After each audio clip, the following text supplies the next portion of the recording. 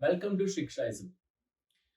In our previous lecture, we have studied about redox reactions and different methods to explain oxidation and reduction. अलग-अलग definition हमने discuss किए हैं to explain oxidation and reduction.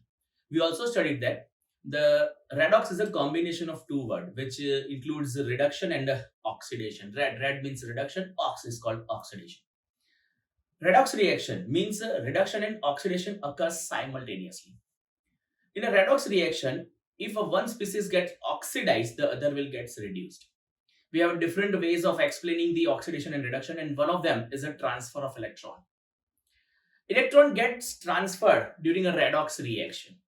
The substance which loses electron or donates electron gets oxidized, and the gaining of electron is known as reduction. अगर electron lose हो रहा है during the reaction, we can say that it's an oxidation process.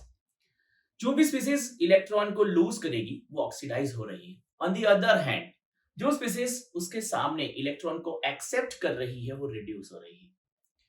अब यहां पर electron losing और electron accepting जो tendencies है उसके बेसिस पर हम यहां पर competitive transfer of electron discuss करने वाले. कौन से एलिमेंट से इलेक्ट्रॉन जो है वो लूज हो जाएंगे, कौन उसको गेन करेगा, किसकी इलेक्ट्रॉन लूजिंग टेंडेंसी ज्यादा है, कौन सा एलिमेंट जो है वो इसकी इलेक्ट्रॉन गेनिंग टेंडेंसी कम है, वगैरह वगैरह एक्सप्लेनेशन जो है वो हम कॉम्पिटिटिव इलेक्ट्रॉन ट्रांसफर टॉपिक से डिस्कस करने वाले हैं. कॉम्पिटिटिव इलेक्ट्रॉन ट्रांसफर को बहुत सिंपल मैनर में समझने के लिए सपोज करो कि हमारे पास एक बीकर है and we are using this beaker to accommodate a solution of copper sulphate और कॉपर नाइट्रेट. मतलब ये सॉल्यूशन जो है कॉपर सल्फेट या कॉपर नाइट्रेट का जिसको हमने एक बीकर में रखा हुआ है. अगर आप जानते हो कि कॉपर Cu2 प्लस आयन अगर कोई भी कंपाउंड में प्रेजेंट होता है तो इसकी एक स्पेसिफिक आइडेंटिफिकेशन है कि वो कंपाउंड ब्लूइश कलर का होगा. Copper is a blue colour ion, Cu2 plus ion जो है वो ब्लू कलर का कंपाउंड फॉर्मेशन करता है. मतलब अगर कॉपर सल्फेट सॉल्यूशन या कॉपर नाइट्रेट सॉल्यूशन है तो वो ब्लूइश कलर का होगा. एक बीकर के अंदर हम कॉपर सल्फेट या कॉपर नाइट्रेट ले रहे हैं और वो बीकर के अंदर जिंक का एक रॉड उसको डिप कर दिया जाता है. हम ये क्यों डिस्कस कर रहे हैं? बिकॉज हम डिस्कस करना चाहते हैं कॉम्पिटिटिव इलेक्ट्रॉन ट्रांसफर, जिसके लिए बीकर के अंदर कॉपर सल्फेट कॉपर नाइट्रेट का सॉल्यूशन ले रहे हैं, जिंक रॉड को डिप कर रहे हैं. लेट्स सी एक फिगर है जो हमको हेल्प कर सकती है टू अंडरस्टैंड दिस एक्सप्लेनेशन. यहाँ पर एक फिगर आप देख सकते हो. एक बीकर है, ये बीकर के अंदर हमने एक सॉल्यूशन लिया है जो एक ब्लूइश कलर का सॉल्यूशन है. यहाँ पे मेंशन किया गया कॉपर नाइट्रेट सॉल्यूशन. आप कॉपर नाइट्रेट कॉपर सल्फेट कोई भी सॉल्यूशन का इस्तेमाल कर सकते हो. इसके अलावा इसके अंदर एक रॉड डिप किया गया which is a zinc rod. ये जो है वो इनिशियल स्टेज है. जब आप ऑब्जर्वेशन लोगे तो इनिशियल स्टेज पर कुछ रिएक्शंस जो है वो शुरुआत हो रही है, इनिशिएट हो रही है. आफ्टर सम टाइम जब हम इंटरमीडिएट स्टेज तक पहुंचेंगे आप ये ऑब्जर्व करोगे कि जो ब्लूइश कलर की जो इंटेंसिटी थी पहले dark bluish colour, it changes to light bluish colour. इसके अलावा जिंक रॉड को अगर आप ऑब्जर्व कर रहे हो तो जिंक रॉड के ऊपर थोड़ा सा येलोइश या मैं कह सकता हूं कि रेडिश या brownish colour, reddish brown colour जो है वो आप ऑब्जर्व कर सकते हो ओवर अ जिंक रॉड. ये इंटरमीडिएट स्टेज है जहां पर इनिशियल स्टेज की कंपैरिजन में जो intensity of copper sulphate copper nitrate solution थी वो डिक्रीज हो रही है. साथ साथ में जिंक रॉड के ऊपर जो है डिफरेंट कलर्स आप देख सकते हो, आइदर ब्राउनिश येलोइश ब्राउनिश या येलोइश रेड कलर वगैरह जो है आपको यहाँ पर देखने को मिलेगा. एट अ फाइनल स्टेज में आप क्या ऑब्जर्व करोगे तो ये जो कलर था ना जो फेड हो गया था, मतलब जो डार्क था उससे फेड लाइट हो गया. अल्टीमेटली कलर जो है वो वैनिश हो जाएगा. ये जो कॉपर का कलर है वो अल्टीमेटली वैनिश हो जाता है, खत्म हो जाता है.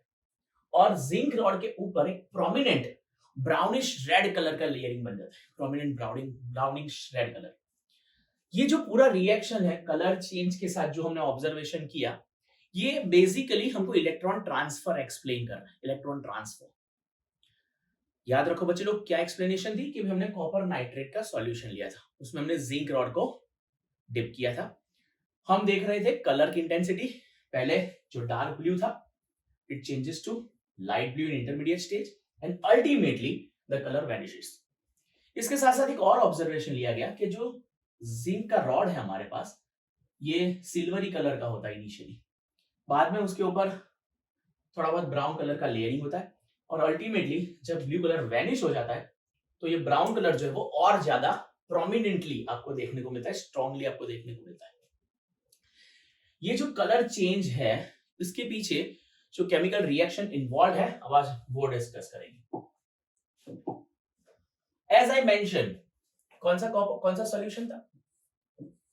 CuNO3 twice, which is called copper nitrate. Copper nitrate solution के अंदर अगर मैं डिसोसिएशन परफॉर्म करूं, so I will have Cu2 plus ion and 2 molecules of NO3 minus ion. Copper nitrate solution में बेसिकली Cu2 plus और 2 molecules of NO3 minus ion present होते हैं।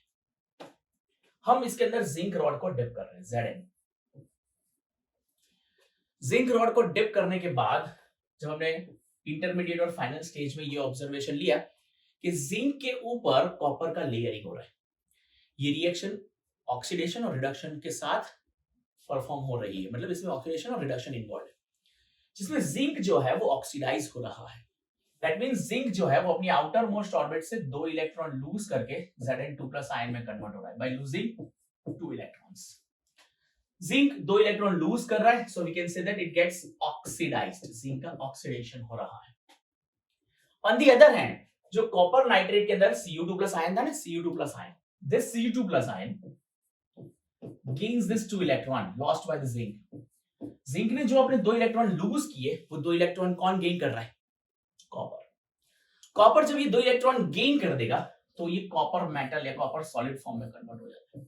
ये रिएक्शन में इलेक्ट्रॉन गेन हो रहा है, that's why it is called reduction. So is getting reduced, copper is getting reduced, who is getting oxidised? Zinc getting oxidised. Zinc जो है अब ये आयोनिक फॉर्म में NO3 के साथ कंबाइन होके ZnNO3 ट्वाइस का फॉर्मेशन कर देगा, जिंक नाइट्रेट। ये जिंक नाइट्रेट सॉल्यूशन का फॉर्मेशन हो सकता है। हम ये कह सकते हैं कि यहां पर जिंक ने कॉपर को जो है वो सब्स्टिट्यूट किया है। जिंक कॉपर को सब्स्टिट्यूट कर रहा है, मतलब रॉड में से Zn2+ आयन जो है वो सॉल्यूशन में चला गया, इसलिए सॉल्यूशन का जो कलर है वो कलरलेस, या हम ये कह सकते हैं कि कलर चेंज हो गया। जो कॉपर अंदर प्रेजेंट था, जो ब्लू कलर के लिए रिस्पॉन्सिबल था, वो सारा कॉपर डिपॉजिट हो जाता है। कहां डिपॉजिट होता है? ऑन अ जिंक रॉड, और उसकी वजह से जिंक रॉड के ऊपर ब्राउनिश कलर का एक लेयरिंग आप देख सकते हो। यहां पर जिंक जो है वो कैपेबल है टू रिड्यूस द कॉपर, क्योंकि कॉपर को रिड्यूस किसने किया? जिंक ने, टू गेट ऑक्सीडाइज इटसेल्फ, मतलब जिंक खुद को ऑक्सीडाइज कर रहा है और कॉपर को सामने क्या कर रहा है? रिड्यूस कर रहा है। So zinc has a capacity to reduce the copper. That means zinc की इलेक्ट्रॉन लूजिंग टेंडेंसी कॉपर की इलेक्ट्रॉन लूजिंग टेंडेंसी से ज्यादा है, और इसीलिए जिंक जो है वो कॉपर को सब्स्टिट्यूट कर पाया। अगर यही रिएक्शन को मैं ऑपोजिट मैनर में देखने की कोशिश करूं, oppositely, that means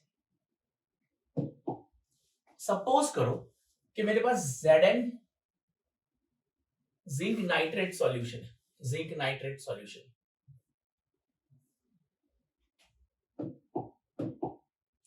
a solution of zinc nitrate ZnNO3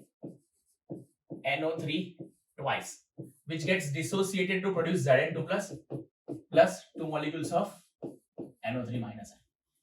और अगर कोई बीकर के अंदर ये जिंक नाइट्रेट सॉल्यूशन मैंने भर दिया है, एंड अगर मैं उसके अंदर कॉपर रॉड को डिस्प्लेस कर रहा हूं, मतलब कॉपर रॉड को डिप कर रहा हूं, कॉपर 2 इलेक्ट्रॉन लूज करके Cu2+ आयन में कन्वर्ट हो पाएगा ना? ये रिएक्शन यहां पर पॉसिबल नहीं है। कॉपर जो है वो जिंक की कंपैरिजन में लेस इलेक्ट्रॉन लूजिंग टेंडेंसी रखता है। इलेक्ट्रॉन लूज करने की जो टेंडेंसी है कॉपर की, वो जिंक की कंपैरिजन में कम है। इसका मतलब ये है कि अगर जिंक नाइट्रेट का सॉल्यूशन है तो कॉपर जो है वो जिंक को सब्स्टिट्यूट नहीं कर पाएगा। मतलब ये है कि ये सॉल्यूशन ZnNO3 ट्वाइस का एज इट इज रहेगा। कॉपर जो है वो जिंक को सब्स्टिट्यूट नहीं कर पाएगा, मतलब कॉपर की इलेक्ट्रॉन लूजिंग टेंडेंसी जिंक से कम होती है। तो मैं यहां पर ये कह सकता हूं कि Zn की इलेक्ट्रॉन लूजिंग टेंडेंसी कॉपर से ज्यादा है। इसको हम कह सकते हैं कॉम्पिटिटिव इलेक्ट्रॉन ट्रांसफर। अगर मैं कहूं कि कॉपर और जिंक दोनों ही प्रेजेंट है और दोनों ही इलेक्ट्रॉन लूज कर सकते हैं because they are metallic elements, agreed, they are metallic elements and they have tendency to lose electron. But ये दोनों में से ज्यादा इलेक्ट्रॉन लूजिंग टेंडेंसी किसकी है? It is zinc. जिंक की इलेक्ट्रॉन टेंडेंसी ज्यादा है, लूजिंग टेंडेंसी, और इसलिए हम ये कह सकते हैं कि जिंक जो है वो कॉपर की कंपैरिजन में से जल्दी से इलेक्ट्रॉन लूज करके ऑक्सीडाइज हो पाएगा।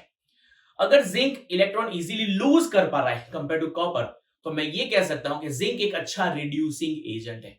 We know that the substance which oxidises itself can act as a reducing agent. तो जिंक का ऑक्सीडेशन इजी है, that means zinc has a capacity to lose electron rather than that of a losing tendency of a copper। मतलब copper की comparison में zinc की electron losing tendency ज्यादा है। इसको मैं कॉम्पिटिटिव इलेक्ट्रॉन ट्रांसफर कह सकता हूं। अगर यही एक्सपेरिमेंट को हम कुछ और तरीके से डिस्कस करें, लाइक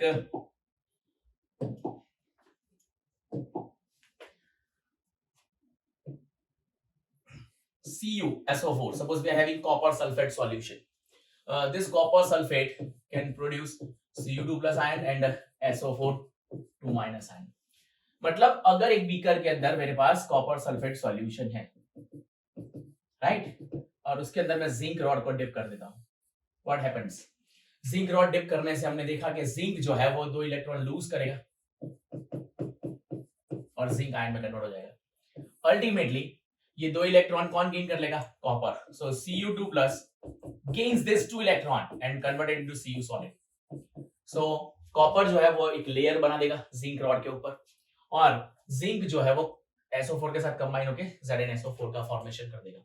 तो हम अल्टीमेट अगर मैं एक फाइनल रिएक्शन लिखूं तो ऐसा लिख सकता हूं कि Zn reacting with Cu2 plus to give Zn2 plus plus Cu। That means जो जिंक है वो इलेक्ट्रॉन लूज कर रहा है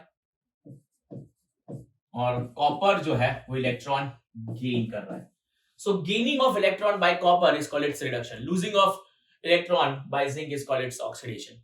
यहां पर जिंक जो है वो कॉपर को सब्स्टिट्यूट कर रहा है, मतलब जिंक जो है वो ऑक्सीडाइज हो रहा है, कॉपर रिड्यूस हो रहा है। लेकिन अगर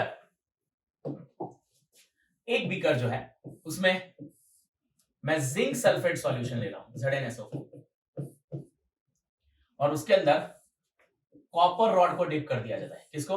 copper rod, copper dipped into it, तो क्या Zn जो है 2 प्लस रिएक्टिंग विथ कॉपर, क्या कॉपर जिंक को रिड्यूस कर पाएगा? नहीं, कॉपर इलेक्ट्रॉन लूज नहीं कर पाएगा, जिंक इलेक्ट्रॉन गेन नहीं कर पाएगा, मतलब नो रिएक्शन अगर। What happens? नो रिएक्शन अगर। सो डिपेंडिंग अपॉन दिस हम लोग एक कॉम्पिटिटिव रेडॉक्स रिएक्शन लिख सकते हैं दैट जिंक जो है वो बेहतर रिड्यूसिंग एजेंट है compare to that of a copper, क्योंकि जिंक का ऑक्सीडेशन कॉपर की कंपैरिजन में इजीली हो सकता है। Is it clear?